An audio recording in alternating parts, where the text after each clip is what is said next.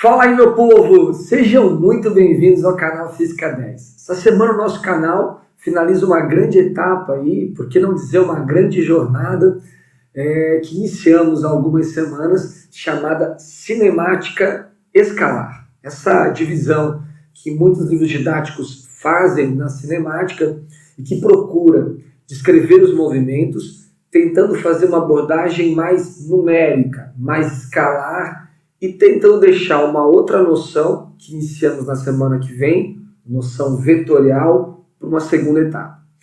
Essa etapa cinemática escalar, ela finaliza, nós vamos finalizá-la com uma aula de diagramas horários. Eu prefiro e preciso dizer para você, desde já, que essa é uma aula de resolução de exercícios. Você basicamente vai aplicar tudo o que você viu comigo em aulas passadas, o movimento uniformemente variado, os seus gráficos, suas propriedades, numa aula só. É importantíssimo que você tenha ciência que é preciso ter o conhecimento pleno dessas aulas para que você faça bem essa. Nós vamos misturar no mesmo movimento o movimento uniforme e o movimento uniformemente variado, ok? Essa temática ela é muito comum em prova, seja vestibular, seja do seu colégio. Logo, moçada, uma aula importantíssima para fechar uma grande etapa aí, tá bom? Vamos nessa então? Caindo dentro, diagramas horários. Vem comigo, vamos lá. Gente, e olha só como é que eu já vou começar a aula com uma questão do Enem, parceiro. Olha de que forma isso pode aparecer para nós em prova. Vamos lá então. Exemplo 1. Para melhorar a mobilidade urbana na rede metroviária, é necessário minimizar o tempo entre estações. Para isso, a administração do metrô de uma grande cidade adotou o seguinte procedimento entre duas estações. Turma, a solução do nosso problema vem agora, preste muita atenção. A locomotiva, ela parte do repouso em aceleração constante. Já vou puxando da sua memória, nós temos um movimento uniformemente variado. Importante notar que isso vai acontecer por 1/3 do tempo do percurso. Após isso, essa locomotiva mantém a velocidade constante por outro terço. Notem, ele começou acelerando durante 1/3 do percurso, e na etapa seguinte ele mantém a sua velocidade constante e reduz sua velocidade com uma desaceleração constante no trecho final até parar. Qual é o gráfico de posição em função do tempo que representa o movimento desse trem? Moçada, nós vamos atrás de um gráfico em que você precisa que nesse gráfico, posição por tempo, você tenha 3 etapas. Uma aceleração, uma etapa de velocidade constante e uma etapa de redução de velocidade. Ok? Vamos nessa então? Acompanhe comigo. Turma, para ficar um pouquinho mais claro para a gente, sempre pensando na sua comodidade, é claro, eu vou deixar aqui no cantinho da tela esse trecho do enunciado que nos interessa. Então eu queria chamar a atenção de você que a primeira etapa que nos interessa é aquela etapa onde a locomotiva parte do repouso com a aceleração constante por 1/3 do tempo de percurso. Turma, esse trecho está garantindo para a gente que durante 1/3 do movimento você vai ter essa locomotiva realizando um movimento uniformemente variado. E como nós queremos construir um gráfico, posição em função do tempo para esse movimento, esse gráfico ele vai obedecer a uma função do segundo grau. Você está recordado? Aquela S é igual a S0 mais V0t mais AT² sobre 2. Por ser uma função do segundo grau, esse gráfico tem que dar uma parábola. Você já consegue eliminar alguma coisa. Acompanha só comigo. Gente, diante disso, eu queria que você percebesse que todos os gráficos foram divididos em 3 etapas. E a primeira etapa, pelo que acabamos de conversar, ela tem que dar uma parábola. desses 5 esboços de gráficos que aqui possuímos, perceba que o primeiro, na primeira etapa, deu uma parábola, está valendo. O segundo, aparentemente, temos uma parábola, também passa. O terceiro também. O quarto também. Mas notem que o último, na primeira etapa, não deu uma parábola. Isso aqui é uma reta, e por ser uma reta, ele está garantindo para nós que nessa etapa ela teve um movimento com velocidade constante. Logo, o item E está fora. Impossível ser ele. E eu queria aproveitar, moçada, e chamar a atenção de uma coisa para você que eu acho importante. Vou pegar o gráfico A ali como esboço, tá? Se você analisar o primeiro gráfico, ele dá uma parábola, o que é ótimo para a gente. Essa parábola ela é côncava para cima, dá uma olhada só. Isso quer garantir para a gente que eu tenho uma aceleração de sinal positivo. Assim como o gráfico C, também aparentemente é uma parábola. Assim como o B, meio ruinzinho ali, mas também parece ser uma parábola. E o D também. Mas eu queria que você notasse uma outra coisa interessante. Que como a linha está subindo, as posições estão crescendo. E se as posições crescem, é porque tem um movimento com velocidade positiva. Ou seja, um movimento progressivo. Olha como tudo bate, moçada. O A é positivo e o V é positivo. Um ajuda o outro, por isso que está acelerando. Mas a mesma condição que faz o gráfico A bater, faz também o B bater, faz o C também, está valendo, o D também.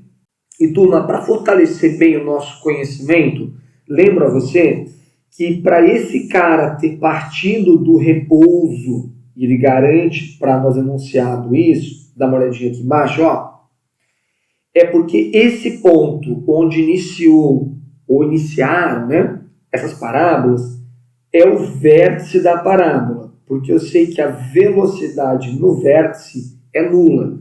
Então eu poderia garantir para a gente que a velocidade inicial ali é nula e que aparentemente ali é o vértice da parábola. Tudo bem? Notem que novamente tudo que eu falei para o gráfico A se repete para C, para B, para D, para todos eles.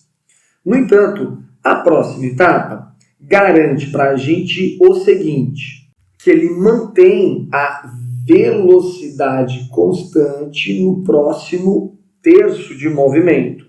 Moçada, para esse cara manter a velocidade constante no gráfico velocidade pelo tempo, a função que rege o movimento é uma função de primeiro grau. Logo, ele atingiu uma velocidade, a locomotiva está em movimento e eu vou manter esse movimento com velocidade constante. O gráfico vai ter que dar uma reta e essa linha tem que subir porque as posições estão crescendo ao longo do movimento. Acompanha só, vem comigo. Diante disso, turma, você já percebe que o gráfico A está eliminado. Porque o gráfico A, ele mostra para a gente que no próximo 1/3 de movimento, a posição do cara não muda ao longo do movimento. Ou seja, ele está garantindo para nós que nessa etapa o cara está parado. E turma, estando em repouso, isso não configura a resposta para a gente. O item A está fora. Pelo mesmo motivo, o gráfico D também está fora, porque você repara que nessa etapa aqui, ó, também temos posição não mudando. O D também está fora.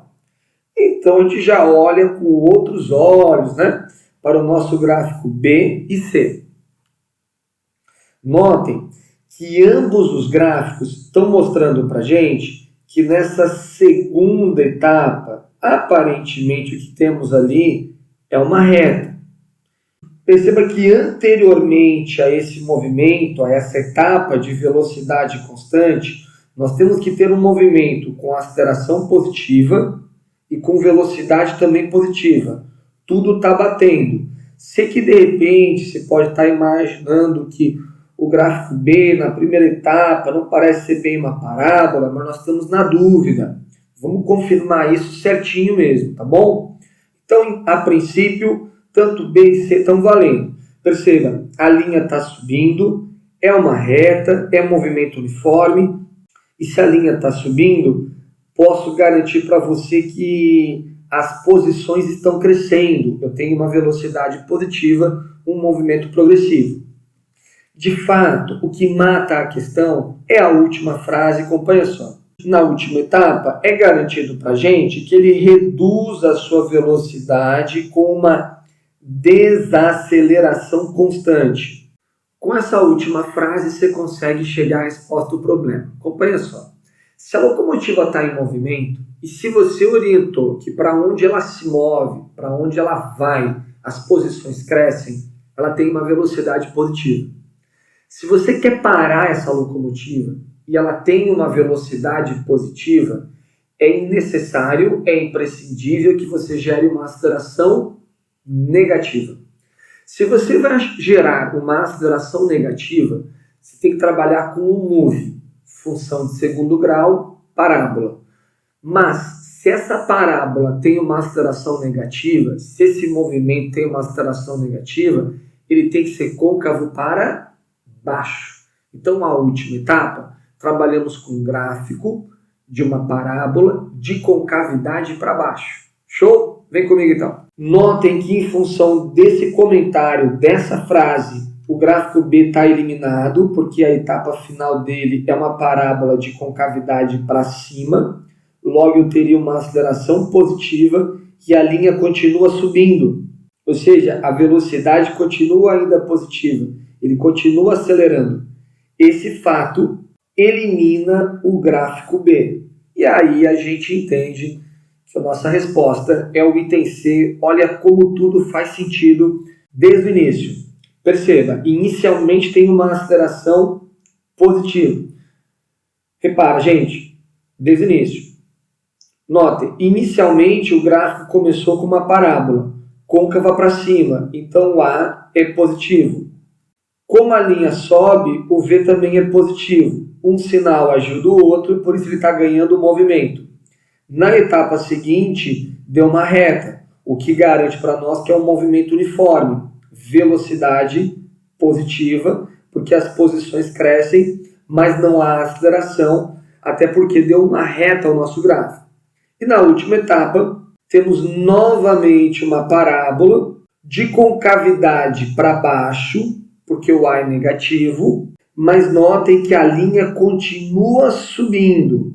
Ou seja, nós temos uma velocidade positiva na última etapa. Se o A é negativo e o V é positivo, uma coisa atrapalha a outra, essa locomotiva está perdendo velocidade e, pelo que nos conta o enunciado, ela vai perder até de fato parar. Logo, alternativa C. Exemplo 2, turma. Santa Maria. Ao preparar um corredor para uma prova rápida, o treinador observa que o desempenho dele pode ser descrito de forma aproximada pelo seguinte gráfico. Gente, primeira coisa que você olha em qualquer gráfico, eixo. Temos um gráfico da velocidade em função do tempo. Quero chamar a atenção de você que esse corredor ele começa sem velocidade, logo a partir do repouso. Perceba que a velocidade dele vai aumentando ao longo do trecho, ele está acelerando, ganhando velocidade. Mas no tempo 4 segundos, ele para de acelerar. E dali para frente, ele mantém o valor de sua velocidade constante ao longo desse movimento. Então você começou com um movimento acelerado, seguido de um movimento uniforme. Perceba também que a velocidade sempre assumiu valores positivos, na verdade, começou do 0, passou pelo 5, pelo 10, atingiu 12,5 e manteve esse 12,5 constante ao longo de todo o movimento. Logo, se a velocidade sempre teve sinais positivos, é porque ele sempre se locomoveu para o mesmo lado, para o mesmo sentido. A pergunta que nos é feita é qual é a velocidade média deste movimento. E aí, turma, eu vou relembrá-lo que sempre que é pedido para você a velocidade média, nós vamos atrás da variação da posição em função do tempo, ok? E, moçada, como esse gráfico mistura dois movimentos, para você achar a variação da posição, nós vamos usar uma propriedade gráfica. Para você que está estudando aí, está acompanhando o canal, será que você lembra? No gráfico velocidade pelo tempo, como é que eu acho a variação da posição? Pela área, turma. A área desse gráfico nos dá a variação da posição. Você lembrou? Parabéns, hein? Muito importante não esquecer essas propriedades. Logo, nós vamos atrás dessa área aqui, ó, dessa figura que o gráfico forma com o eixo do tempo, ok? Essa figura, a área dela é numericamente igual à variação da posição desse corredor. E turma, não sei como é que você prefere, a área que nós queremos encontrar ali, ela é numericamente igual à variação da posição. Você pode pegar essa área e dividir em duas figuras, um triângulo e um retângulo. Ou simplesmente achar a área de um trapézio. Trapézio esse de base maior valendo 10, de base menor do 4 ao 10, 6. De altura, 12,5. Porque a de trapézio é simples, concorda? É você pegar a base maior, que é 10, somar com a base menor, que vai do 4 até o 10, ela mede 6, multiplicarmos pela altura desse trapézio, 12,5, e dividirmos por 2. Área de trapézio, base maior, base menor, vezes a altura, sobre 2. Acompanha aí, turma. Diante disso, 10 mais 6, 16, vezes 12,5, dividido por 2. Moçada, você pode simplificar esse 16 com esse 2, vai dar um 8, e 8 vezes 12,5, pode confiar aí, faz no cantinho na boa, mas você vai encontrar aí 100. Como você está encontrando a variação da posição, e se você olhar para cima, notem que a velocidade está em metros por segundo, logo essa variação da posição está em metros. Logo, esse corredor é um corredor de 100 metros. O que a gente quer encontrar, moçada, é a velocidade média desse movimento. E como a velocidade média é a variação da posição pelo tempo, o corredor andou 100 metros num tempo de 10 segundos, o que garante para a gente que a velocidade média dele é 100 por 10, 10 metros por segundo. Com isso, a nossa resposta é a alternativa B. Com isso, finalizamos mais uma aula do canal Física 10. Turma, essa semana a gente finalizou aí a cinemática escalar. Já na semana seguinte, iniciaremos a cinemática vetorial. Vamos trabalhar com você a noção de vetores, importantíssima para a física, tá bom? Fica aí o convite. Nos vemos com certeza na semana que vem, tá bom? Beijão para você, uma excelente semana e até lá. Tchau, gente!